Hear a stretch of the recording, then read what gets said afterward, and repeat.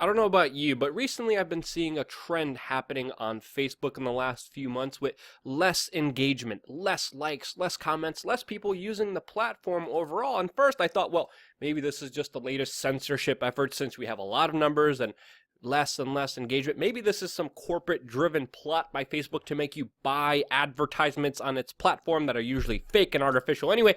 But no, actually the truth of the matter is that less and less people are using Facebook, as we have this new article talking about how millennials are now leading the way from a mass Facebook exodus. And I think this is an amazing thing happening, with Facebook essentially becoming the next Myspace. And I think that's an amazing thing, which we're going to go over in this video. Now, if you didn't know what millennial was, it's someone born between 1981 and 1996. They're known kind of as Generation Y, Generation Me, the Echo Boomers, pretty much the lazy, entitled snowflake generation, which I am part of, and shows how jaded society is with their classification of this very big generation. Now, new stats have come out that is showing that over 17 million young Americans have quit Facebook in the last 2 years alone, dropping, of course, from 67% of the total U.S. population over the age of 12 that used Facebook to now, in 2019, 61% respectively. The biggest drop, of course, is happening between millennials, and allegedly because of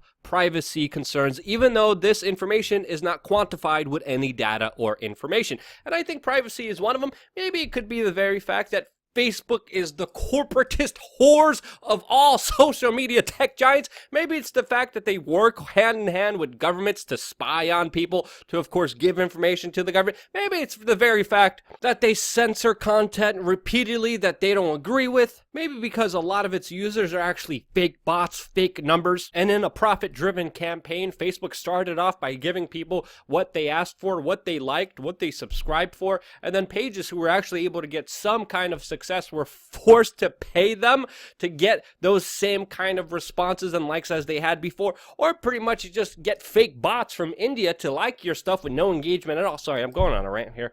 There's so many things I could list with my just anger with Facebook as a large institution. Another important one is the fact that they're playing with artificial intelligence without even any risk and safety concern or discernment, which has been ushered by many people in the artificial intelligence field. And they're a monolith, huge technocratic company that absolutely has no respect for you, the user. And again, the platform is allegedly free, but we have to understand the bigger thing here, and I think more and more people are understanding this, and that's why more and more people are leaving the platform, is that when something is allegedly free, you are the product, because again, nothing is free. And I urge people, with even new information coming out right now, to go check your settings if you are on Facebook, and to make sure that you specifically restrict access from Facebook, knowing your phone number, which of course Facebook isn't protecting. They're not protecting anything. They're selling you down the river. They're taking all your personal information, all your personal metadata, everything you say, everything you talk to, and just giving it to the highest bidder. It used to be a conspiracy theory that private corporations would spy on every little thing you do and sell it to the highest bidders. Well, guess what? It's not a conspiracy theory anymore. It's verified. It's Facebook. It's FedBook. And of course, what did you expect from this company that, as even Barack Obama said, wouldn't exist if it wasn't for the government, and has very shady government seed money that of course helped it to be as prominent as it is right now. Now, of course, we also have to understand that Facebook going down, Instagram, another company that Facebook gobbled up, bought, and literally the original founders of Instagram had to resign in disgrace after, of course, Facebook took over the platform with, of course, many disagreements that they had, and Instagram and its usership has actually gone up. Now, of course, this information is based off a survey of 1,500 people that use social media, but I think this data is even quantified with what people as individuals are seeing on social media, because we are seeing a lot less engagement, and honestly, that's a great, amazing thing. Not only because of the things I just listed before, but also socially, the impact of Facebook has had a very detrimental effect on society, emotionally, psychologically, and in other ways that have not yet been quantified. But very interestingly, boomers, older people aged 55 and up, actually have seen an increase in the use of Facebook, which of course will prevent the even more adolescent crowd from using it. No one wants to see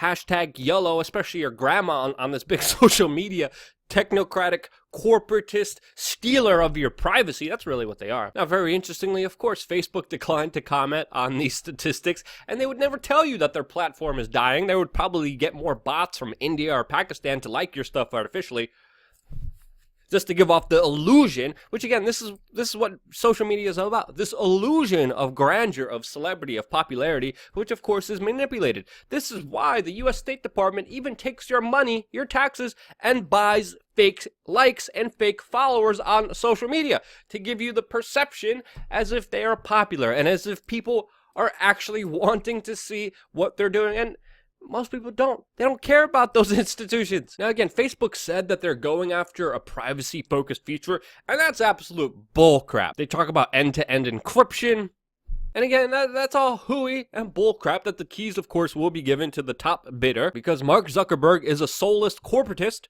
You could even see it in his eyeballs. There's literally no soul there at all. Like nothing. And he could say whatever he wants, but the fruits of his labor are very clear, and they are gross privacy violations, gross censorship of alternative information, and gross manipulation of reality, and the perception that, of course, they're somehow popular, and they're not, and they're becoming less and less popular. And of course, Mark Zuckerberg is someone and a part of a larger institution that cannot be trusted. As even this article points out, if Mark Zuckerberg doesn't even understand what privacy means, how can he be trusted to define it for the rest of us? Since he never gave us privacy, just violated it countless numbers of times. And honestly, unless you're running a business, I don't see any kind of benefit for people to be posting their own private information on there, because in reality you're just a guinea pig in a corporatist experiment that wants to collect all of the information on you to, of course, profit off of you. Now, the bigger thing to understand here is, of course, Facebook is scrambling here.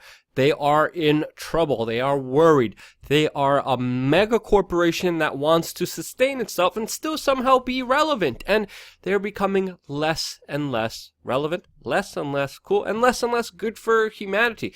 And they even conducted psychological studies before where they manipulated the home screen, the news feed, to, of course, see how they could effectively manipulate your emotions. And, of course, we know with advertising, with marketing, if you can make someone feel sad, if you can make someone feel emotional, you are more likely to evoke feelings that disable cognitive functions of thinking and being rational, and therefore sell you more useless crap that you don't need, specifically probably Chinese slave-made goods that are absolutely trinkets and you don't want or need, or any rational person wouldn't be convinced of clicking on that bullcrap that you don't want. But again, I digress. The bigger point here, Facebook is scrambling, and they're doing their best to, of course, stay alive. And one of the ways that they're going to do that right now is, of course, with this privacy-focused communications platform. And as we mentioned before, a supposed encrypted system, and that this is going to be their priority. And yet again, there's no reason to believe them at all. And with them even acting like a publisher rather than an open-ended platform for everyone, they also open themselves up for legal liability, especially with the curation and deletion of content that they disagree with. Again, over 2.3 billion people are connected to Facebook, and luckily, less and less people are using it. And I think this is why Facebook is absolutely going down. And I think that's pretty clear, and if you disagree with me, let me know why in the comment section below. We're going to be doing more of these videos here on this backup channel, so stay tuned for more here on youtube.com/LukeWeAreChange. Don't forget to click the notification button, and we're putting in a lot of effort here, so we hope everyone appreciates it.